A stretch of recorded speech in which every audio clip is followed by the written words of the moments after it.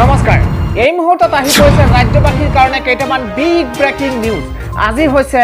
8 June আৰু এনে ধৰণৰ খবৰবোৰ প্ৰতিদিনে চাবৰ কাৰণে চেনেলটো সাবস্ক্ৰাইব কৰি ভিডিঅটোত এটা লাইক কৰি দিব যোৱাকালি ঘোষণা কৰা হৈছিল মেট্ৰিকৰ ৰিজাল্ট আৰু এইবাৰ মেট্ৰিক পৰীক্ষাত সৰ্বমুঠ অৱতীৰ্ণ হৈছিল 4,05,582 গৰাকী ছাত্ৰ ছাত্ৰী আৰু তাৰ ভিতৰত উত্তীৰ্ণ হৈছিল সৰ্বমুঠ 2,29,131 গৰাকী ছাত্ৰ ছাত্ৰী 2021 বৰ্ষত উত্তীৰ্ণৰ হাৰ আছিল 93.10% কিন্তু এইবাৰ 2022 বৰ্ষত উত্তীৰ্ণৰ হাৰ হৈছে মাত্ৰ 56.49% বিগত 3 বছৰৰ তুলনাত হ্ৰাস পাইছে এইবাৰ উত্তীৰ্ণৰ হাৰ যোৱাকালি ঘোষিত হৈ যোৱা Hslc চূড়ান্ত পৰীক্ষাৰ ফলাফলৰ পিছতে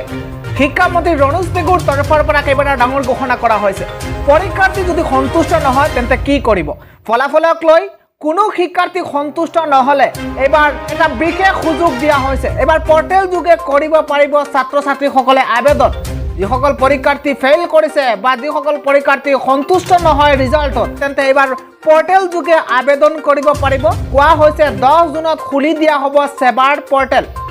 এবাৰ উত্তৰ বহিৰ পুনৰীক্ষণৰ বাবে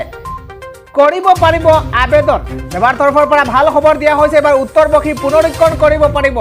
ছাত্ৰ ছাত্ৰীসকলৰ বাবে খুবেই ভাল খবৰ আহি পইছে উত্তৰ বহি পুনৰীক্ষণৰ বাবে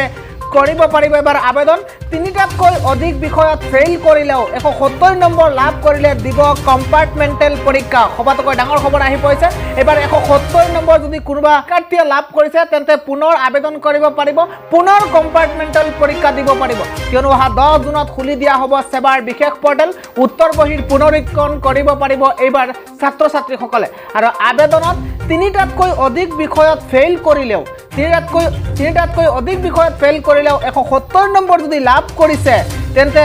পুনৰ কম্পাৰ্টমেণ্টেল পৰীক্ষা দিয়াৰ সুযোগ প্ৰদান কৰিছে এইবাৰ সেবা কৰ্তৃপক্ষৰ তৰফৰ পৰা কিছু সময়ৰ পূৰ্বে ৰনোজ পেগুৰ তৰফৰ পৰা ডাঙৰ ঘোষণা কৰা হৈছে ছাত্ৰ ছাত্ৰীসকলৰ বাবে খুবেই ভাল খবৰ পৰীক্ষাৰ্থীৰ বাবে ভাল খবৰ সন্তুষ্ট যদি নহয় এবাৰ ৰিজাল্টক লৈ কোনো পৰীক্ষাৰ্থী যদি সন্তুষ্ট নহয় ৰিজাল্টক লৈ তেন্তে 10 জুনত পৰ্টেল খুলি দিয়া হ'ব পুনৰীক্ষণ কৰিব পাৰিব পৰ্টেল যোগে উত্তৰ বহিৰ পুনৰীক্ষণ কৰিব পাৰিব তাৰ লগতে তিনিটা বিষয়ত যদি ফেইল কৰিছে 170 নম্বৰ লাভ কৰিছে তেন্তে পুনৰ কম্পাৰ্টমেণ্টেল পৰীক্ষা দিয়াৰ সুযোগ প্ৰদান কৰিছে সেবা কৰ্তৃপক্ষৰ তৰফৰ পৰা